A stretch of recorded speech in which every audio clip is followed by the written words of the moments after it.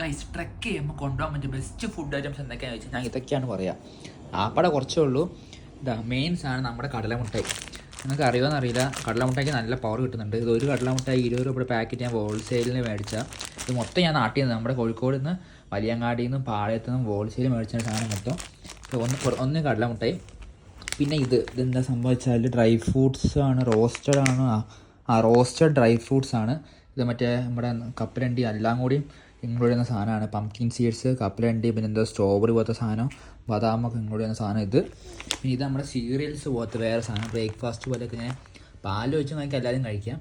ഇത് ഒരെണ്ണം. പിന്നെ ഡേറ്റ്സ് നല്ലതാണ്. പിന്നെ ഡാർക്ക് ചോക്ലേറ്റിൻ്റെ ഗുണം എന്താണെന്ന് വെച്ചാൽ ഈ ഹൈ ആൾട്ടിറ്റ്യൂഡൊക്കെ പോകുമല്ലോ,